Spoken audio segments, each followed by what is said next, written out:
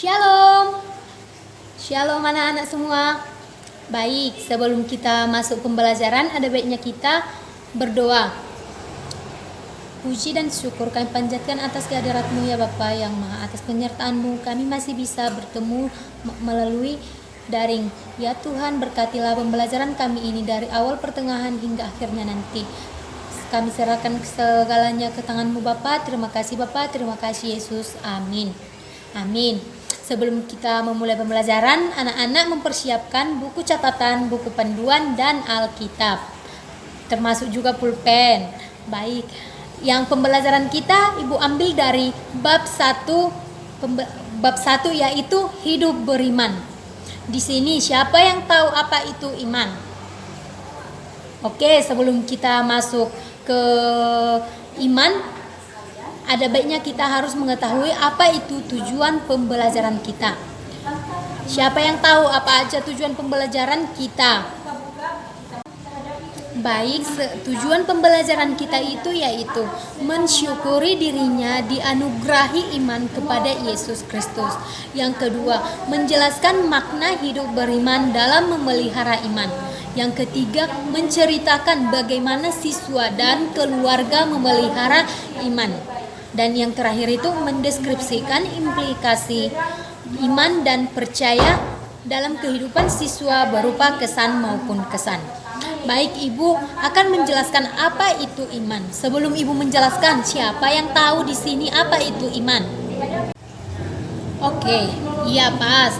Iman adalah perasaan atau sikap hati yang mau menerima atau mengiyakan sesuatu walaupun belum dilihat. Dan kita bisa membuka Alkitab kita dalam Ibrani 11 ayat 1. Yang isinya itu apa? Ayo kita buka semua. Ibrani 11 ayat 1, yaitu iman adalah dasar dari segala sesuatu yang kita harapkan dan bukti dari segala sesuatu yang kita tidak lihat. Oke. Iman itu tidak bisa kita lihat, namun dapat kita rasakan atau kita wujudkan dalam hidup kita supaya kita hidup beriman di dalam Yesus Kristus. Oke.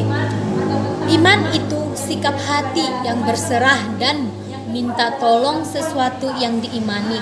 Contohnya, kalau kita punya iman yang kuat, maka kita harus meminta tolong kepada Tuhan, maka Tuhan akan mengiyakan apa yang kita minta. Oke anak-anak Ibu, siapa yang tahu contoh-contoh atau ciri-ciri orang hidup beriman itu? Oke, ciri-ciri orang beriman itu termasuk bijaksana dalam memposisikan diri di tengah Yesus Kristus yang krisis sedang dihadapi atau masalah yang sedang dihadapi ya. Dan yang kedua, tetap menghormati norma sosial masyarakat. Jangan melanggar aturan ya. Dan yang ketiga itu menerima keterbatasannya sebagai manusia, tidak tinggi hati. Dan yang berikutnya, terus menjaga dan membina hubungan akrab dengan Tuhan melalui berdoa. Dan yang berikutnya, tetap setia apapun keadaannya. Jangan pernah goyah imannya, itu contohnya. Kalaupun kita ada masalah, jangan jadi kita menghindar dari Tuhan. Maka seharusnya kita itu ada masalah harus datang kepada Tuhan, bercerita dengan Tuhan dan curhat apa isi hati kita dan kekurangan kita kepada Tuhan. Dan yang terakhir itu menerima baik buruknya peristiwa kehidupan sebagai kedaulatan Tuhan.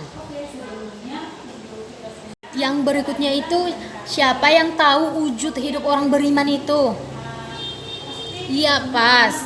Wujud orang beriman itu menghargai dan menghayati ajaran agama yang dianutnya. Jangan membeda-bedakan. Contohnya, kalau kita hidup yang beriman, jangan jadi egois hanya mementingkan agama sendiri.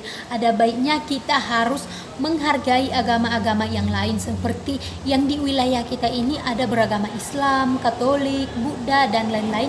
Kita harus menghormatinya supaya kita dapat disebut anak Tuhan yang beriman, yang dapat menghargai perbedaan dalam hidup kita ini. Dan yang berikutnya itu memiliki perilaku jujur. Ya, perilaku jujur hal penting yang utama ya, harus jujur dalam segala sesuatu dalam hidup kita. Dan yang kedua, bertanggung jawab. Iya, bertanggung jawab itu apa? Tidak hanya dalam masalah, Bertanggung jawab itu ada halnya bertanggung jawab dalam hidup segalanya. Bertanggung jawab dalam masalah, dalam kehidupan maupun dalam sebagainya. Oke. Yang berikutnya kita akan membahas tentang contoh orang beriman. Oke. Baik. Contoh hidup orang beriman itu yang pertama itu rajin berbuat baik sesuatu yang diajarkan Tuhan. Yaitu kalau Tuhan itu mengajarkan kita berbuat baik kepada teman kita, atau kita dapat menolong teman kita ketika dalam kesusahan. Mengikuti ibadah dengan rajin. Contohnya, mengikuti ibadah kita dengan rajin yaitu jangan malas-malasan. Ada pelayanan dalam gereja, kita harus mengikutinya supaya kita dapat disebut orang-orang yang beriman. Dan yang terakhir itu tidak mudah tergoda dengan hal-hal buruk. Oke, hal ini sangat penting untuk kita pahami. Tidak tergoda dalam tengah-tengah hal buruk. Yaitu banyak masalah yang kita hadapi sekarang ini, contohnya mengajak kita melakukan hal-hal yang merusak hubungan kita dengan Tuhan. Maka kita tidak mudah tergoda akan hal itu. Harus kuat iman. Yang terutama kembali ke judul pembelajaran kita, hidup beriman. Kalau kita hidup beriman, maka hal yang tergoda, hal-hal yang buruk tidak akan menggoda kita dengan mudah, dan kita tidak akan goyah dan mudah tergoda.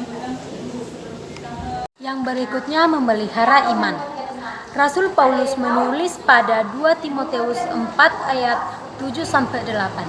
Aku telah mengakhiri pertandingan yang baik, aku telah mencapai garis akhir dan telah memelihara iman.